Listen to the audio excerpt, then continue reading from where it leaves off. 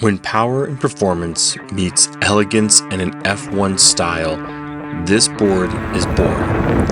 The Mach One from Radium is way more than an F1 inspired race board. It is a WAAH PAAH king. And go ahead and check this thing out.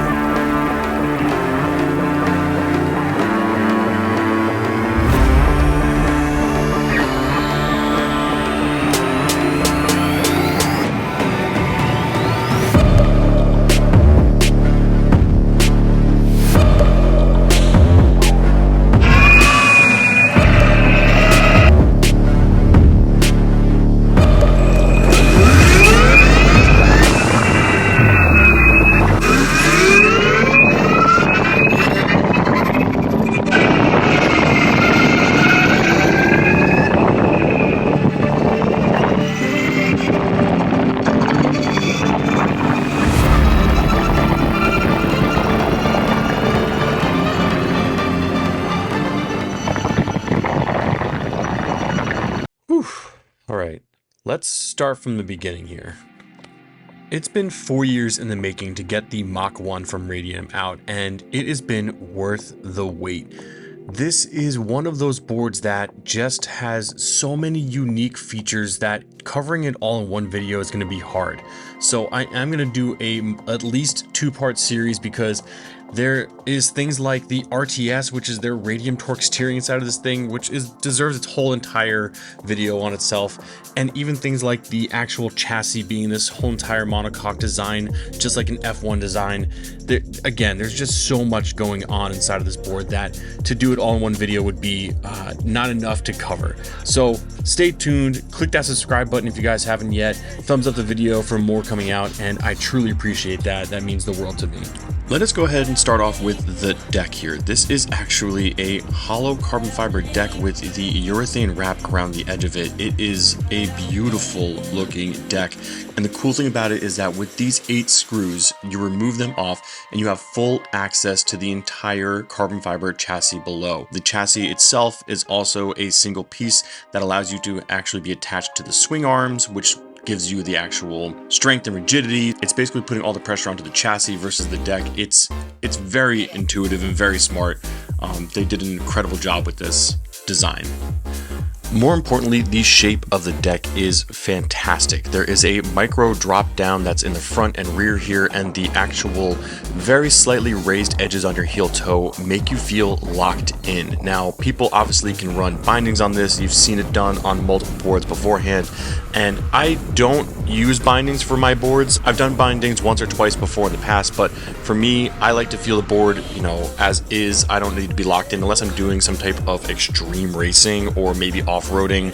That's where it makes sense for me, but for everyday riding, I don't necessarily need bindings, and this board makes you feel secure. Even at 30 miles an hour, it doesn't feel like you're gonna go ripping off this thing or anything like that. It's just a beautifully locked in feeling. So after running errands to the bank, the Mach One is more than just your incredibly fast F1 inspired board. It is a WAAH PAAH king. This thing is so incredibly carvy. The RTS system makes this board come alive, and I will be spending a whole separate video. So if you haven't yet, there's going to be a part 2, maybe even a part 3 on this thing, because I want to just deeper dive in this board as much as possible. But it is unbelievably beautiful. When you turn that RTS system on and off, like, I can't explain it in any way, but this thing feels alive. But it's more than just your high-speed race board. This is a weekend warrior. Yes, you can get on the track. Yes, you can rip around. It's been proven to win. But more importantly, definitely a around town and everyday lifestyle board. I know they marketed it a little bit like the high performance that it is, which it definitely is, but it's an everyday livable board as well too.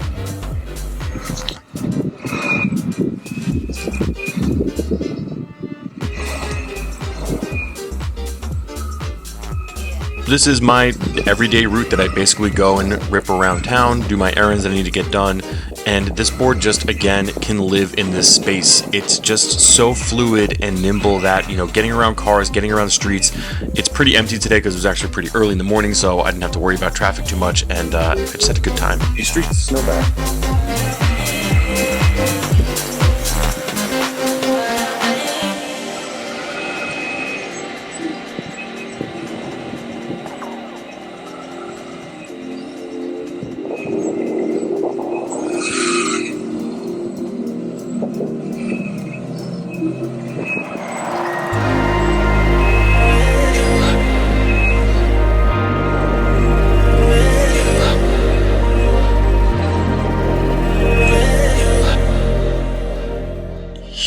where this board just comes alive. As you can see, the carvability and WAAH PAAH factor is there, but then with the incredible in-house design motors, you can literally just buckle in and bang, away you go. Hitting 30 plus miles per hour, top speed of 40 miles per hour with this setup that I have on the 16T teeth. You can get up to 45 miles per hour if you truly need to, but you don't need to, in my opinion. This board has plenty of power, and the R6 design trucks just stick to the road like glue. Let's dive a little deeper into those. These are the R6 split angle design truck system, 60 up front degree and 30 in the rear with a 3mm rake. This board is actually also suspension. That's correct, suspension inside of this, giving you the single swing pivot arm that's allowing you to actually tune this to your specific design. This comes standard with riptide bushings, which are my favorite riptide bushings. It actually has the two setups that I use, the 93s and the 90As, but also this single swing pivot arm just absorbs shocks, bumps, it glues to the road, and it is insanely confident inducing when riding around, even at high speeds. But the carvability, the ability to hit around a corner and just know that this board is planted to the ground, it's just so much fun to be able to hop in this thing day one and feel confident on it. And even right there, over massive cobblestone styles, streets and whatnot, it's still super comfortable, and that is for two reasons. One, the giant 125mm wheels, and two, this thing has suspension in it. What an incredible thing to have, suspension inside of a board that looks like this. Oh my god, it's beautiful out today.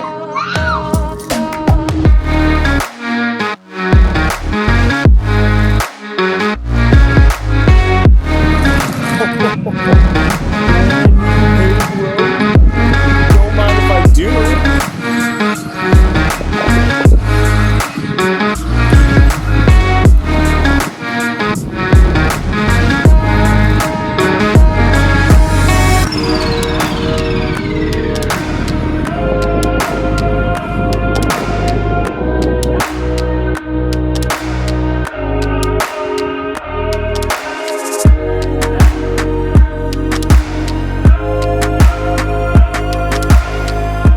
Go ahead and talk about the airless 125mm rubber wheels from Radium, specifically designed to be the comfort and grip of the pneumatic style that you're used to, but with the dependency of the urethane without having to worry about flats.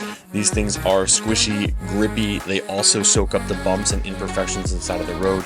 So knowing that you have the confidence again of going around a corner and hitting and holding onto that corner super tight, these are also definitely recommended. And you can pick these up and put them on your other board as well too. These aren't just exclusive to the Mach 1, so if you are interested in getting just a set of these, definitely worth a pickup in my opinion.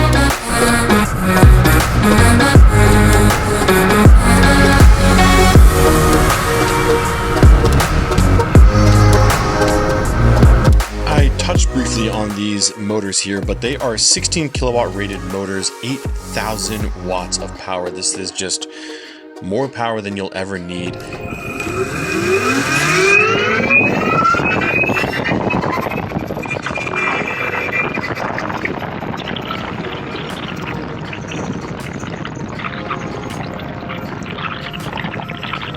And the important thing also, which I'm going to go ahead and probably say we're going to cut it here and dive into the next video, is the RTS, which is their Radium Torque steering system.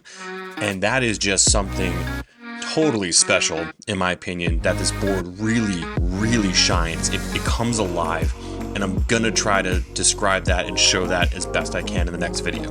I'm also going to touch on range and the charging capability of this board as well too, because it is also just insane what comes with this board as far as the charging capacity and ability. So if you guys haven't yet, go ahead and click that subscribe button, thumbs up this video, really truly appreciate it, and as always, wear your helmet. I'll see you guys in the next one. Peace.